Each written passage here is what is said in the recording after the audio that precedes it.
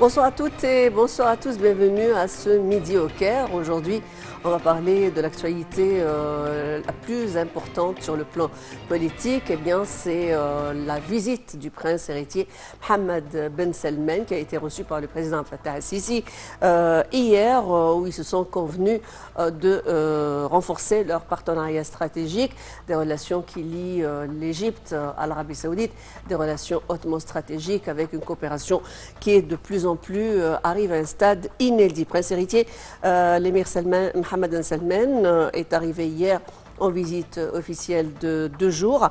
L'entretien a porté sur un nombre de dossiers de consultation, que ce soit sur le plan des relations bilatérales ou que ce soit au niveau de recherche de consensus et de travailler sur, bien entendu, sur les concertations sur certaines questions relevant de l'actualité régionale et également internationale.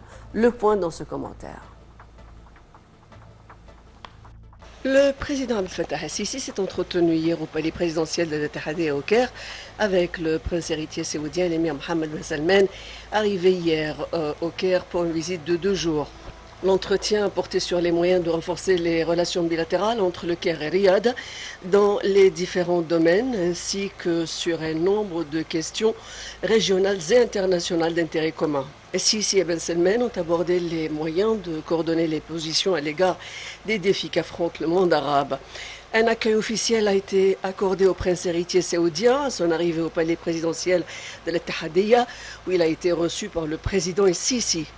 L'hymne national des deux pays a été entonné, puis les deux hommes ont passé en revue la garde d'honneur. 14 accords d'investissement d'une valeur de 7,7 milliards de dollars ont été signés entre l'Égypte et l'Arabie Saoudite au siège de l'autorité générale des investissements et des zones franches.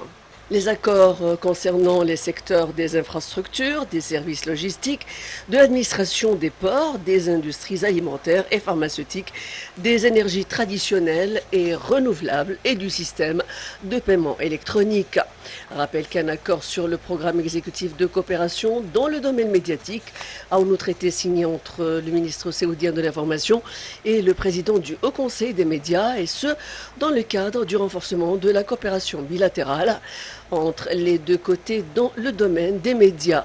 Le président exécutif de l'Autorité générale des investissements a indiqué que cette instance va accorder des permis honneurs aux compagnies qui entreprennent des projets stratégiques et nationaux et leur accorderont toutes les facilités nécessaires pour obtenir les terrains dont elles ont besoin.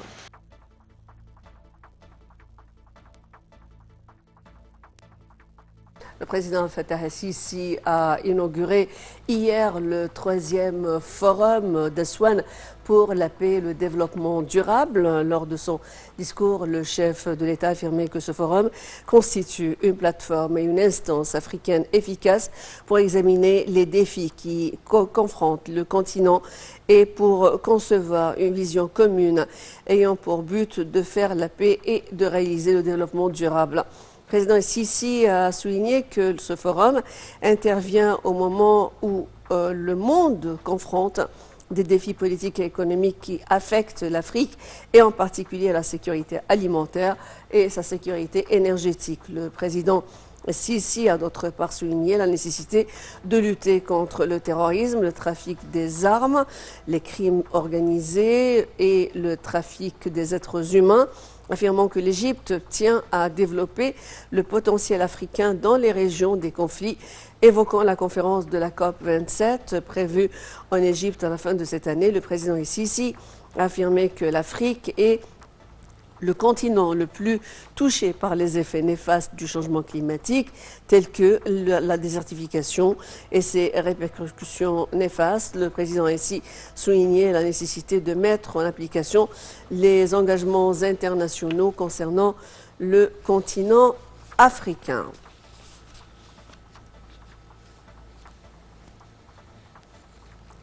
L'Afrique toujours en haut de l'affiche de cet agenda égyptien. Depuis son arrivée au pouvoir en 2014, le président Fattah el-Sisi a affiché un intérêt particulier pour le continent africain. Il a toujours déclaré dans les différentes instances internationales que la complémentarité de l'Afrique est la locomotive de ce continent qui a longtemps souffert de l'injustice coloniale et de l'exploitation de ses ressources et de son potentiel naturel. Retour sur, bien entendu, l'Égypte et le président Fattah el-Sisi, tous les efforts qu'il avait déployés en faveur de l'Afrique.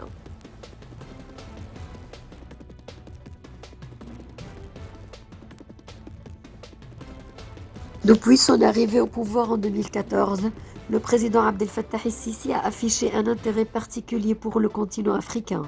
Il a toujours déclaré dans les différentes instances internationales que la complémentarité de l'Afrique est la locomotive de ce continent qui a longtemps souffert de l'injustice coloniale et de l'exploitation de ses ressources naturelles. En 2019, lorsque l'Égypte a pris en charge la présidence de l'Union africaine, elle a œuvré durant cette période pour réaliser les intérêts du continent noir. Un intérêt qui a pris la forme d'innombrables initiatives. Récemment, durant la crise de la pandémie de coronavirus, l'Égypte, par le biais de son président, a rappelé au monde entier le droit des peuples africains à une part équitable des vaccins antivirus. La semaine dernière, le chef de l'État a mis encore une fois l'accent sur le droit des peuples africains au développement lors du coup d'envoi des réunions annuelles d'Afreximbank. L'Afrique a le plus haut taux de croissance démographique et le plus grand nombre de jeunes par rapport aux autres continents, a-t-il rappelé, tout en se demandant comment peut-on réaliser le rêve de ces jeunes si nous sommes toujours incapables de relier les pays du continent via des routes, des chemins de fer ou des lignes aériennes. Chaque pays a besoin de plus de 150 milliards de livres égyptiennes, soit environ 30 milliards de dollars pour transformer 1 million de fédans en terres cultivables, a noté le président. Le problème est non pas la présence de ressources naturelles, même il faut qu'il y ait un financement nécessaire pour mettre en place une infrastructure réalisant le développement requis en Afrique, a-t-il fait remarquer. Et le chef de l'État de mettre en relief l'importance de la sécurité et de la stabilité pour assurer le coût des crédits du fait que le secteur privé et les étrangers refusent d'investir dans les pays qui souffrent d'instabilité et de manque de sécurité. Instaurer la sécurité et la stabilité est d'une grande importance pour établir les bases de tout changement approprié dans le continent africain, a-t-il fait remarquer. La sécurité et la stabilité font partie des importants défis que relève n'importe quel pays, a en outre souligné el-Sisi, ajoutant que la complémentarité entre le pays ne dépend pas seulement de la volonté politique, mais inclut également la compréhension de nos capacités conjointes et des intérêts mutuels à assurer la complémentarité avec les pays voisins ou ceux du continent. Ensemble, l'Égypte souhaite ardemment changer totalement la face de l'Afrique pour en faire un continent puissant capable de compter sur ses propres ressources en vue d'avancer tout en se libérant des contraintes et des préjugés du passé. Fort de ces ressources, le continent africain peut réaliser un véritable élan sur la voie du développement et du changement. Retour sur, bien entendu, ce grand travail, ce travail colossal qu'avait donc cet agenda qu'avait adopté l'Égypte.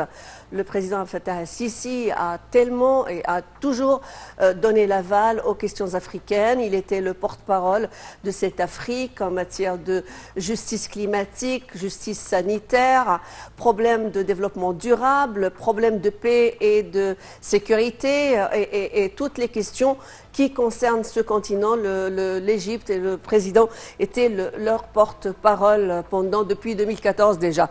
Pour revenir donc sur cette question de ce que peut représenter ce forum international, ce forum d'Aswan, dans sa 3e édition, qui lui travaille sur aussi les questions en particulier africaines, liées bien sûr au changement, que ce soit climatique d'une part, ou que ce soit au niveau des questions de sécurité, de paix et de développement durable. Nous avons le plaisir pour répondre à cette question d'avoir à bord Nadim Samna, qui est notre consultant. C'est un consultant international en matière d'investissement. Bonjour et bienvenue sur Nile TV International. Bonjour. Alors, ça se passe comment? Une belle journée aujourd'hui? Oui, oui, ça se passe bien. Ah ben, c'est très bien. Alors, on va retourner ensemble sur les moments forts de ce forum, qui est une des manifestations où l'Afrique est mise par l'Égypte au devant de la scène internationale. Alors, ce troisième forum a pour titre un titre exceptionnellement, je veux dire, qui est très explicite, à savoir l'Afrique à l'ère des risques en cascade et de la vulnérabilité climatique, piste pour un continent pacifique résilient et durable. Qu'est-ce qu'elle peut être, qu'est-ce qu'elle a pu apporter donc à cette Afrique dans ce monde plein de défis, risques, je veux dire crise alimentaire, problèmes liés à la guerre entre l'Ukraine et la Russie et bien entendu les problématiques énergétiques. Comme vous avez bien présenté, l'Afrique, souvent le continent un peu laissé de côté. C'est pas le continent sur lequel les médias, on va dire, concentrent les lumières. C'est le continent aujourd'hui qui a le taux de vaccination, par exemple, le plus faible. Et il y a beaucoup de choses. Et c'est vrai que le président Sisi essaie de faire beaucoup d'efforts pour mettre en lumière sur la scène internationale tous ces sujets. On va dire que l'Afrique ce dont l'Afrique a besoin. Et c'est vrai que c'est les préparatifs aussi pour la COP 27 qui aura lieu en Égypte. L'Égypte en tant que représentant du continent africain. Et la COP27, donc comme vous avez dit, c'est tout l'effort, on va dire, que les différents pays doivent faire pour contenir le changement climatique et en contenir la hausse des températures. Et on voit bien que en cette matière, l'Afrique est exemplaire parce que en termes de consommation de fuel, en tout cas d'énergie fossile, il y a un gap énorme, c'est-à-dire que en moyenne, la différence de consommation elle est de l'ordre de 60 avec les pays européens et jusqu'à 150 avec les États-Unis. C'est-à-dire qu'un Américain moyen, il consomme 150 fois plus d'énergie fossile qui émettrice de CO2 qu'un Africain moyen. Et toutes les annonces, on va dire, d'investissement pour le changement climatique, jusqu'à aujourd'hui, l'Afrique ne bénéficie que d'une somme très très marginale. C'est pour ça aussi oui, justement, cette question de marginalisation, le président Fattah el-Sisi a été le porte-parole de cette Afrique entre injustice qui souffre d'injustice, allant même jusqu'au plan sanitaire. Et on a vu les problèmes liés à la pandémie de la Covid-19. Il a parlé de donner justice à cette Afrique. Le président, dans son allocution, dans le cadre de ce forum, avait parlé de plateforme. Aswan, le forum est une plateforme pour les questions africaines, pour les rallier aux plus grands décideurs du monde. Votre commentaire? Bien sûr, je pense que l'Afrique doit parler d'une voix unie, bien sûr. Et comme je dis, oui, c'est le préparatif de la COP27 là, dans quelques mois. Il faut que l'Afrique parle d'une seule voix pour réclamer ses droits. Oui, alors comme le temps nous presse, on va se focaliser sur des questions importantes.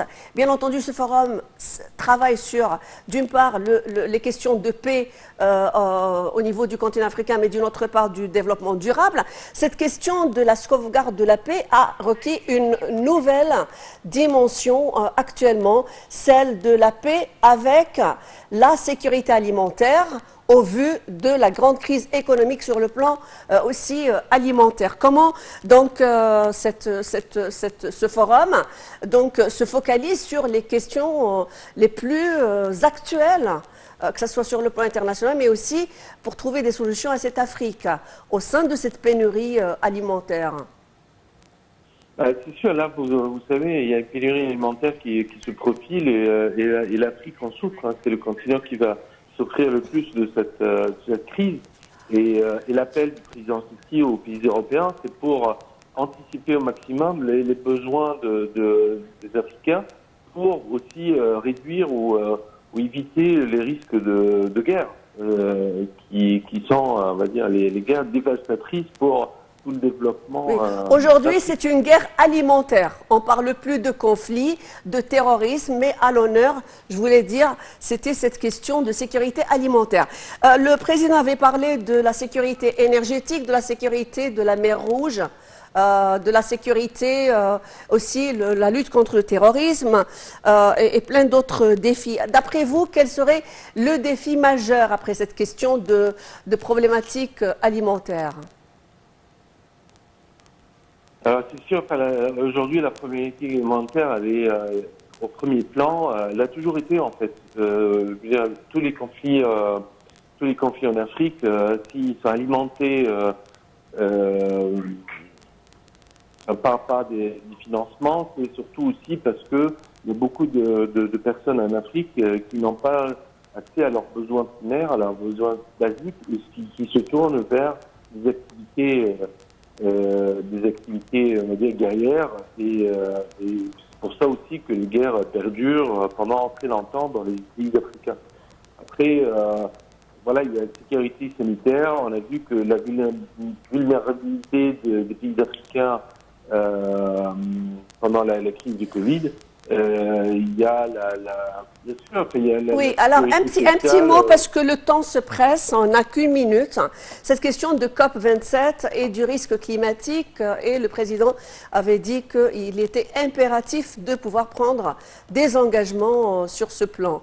Alors, comment vous voyez que c'est un des préambules de cette COP27 à Sharm el-Sheikh?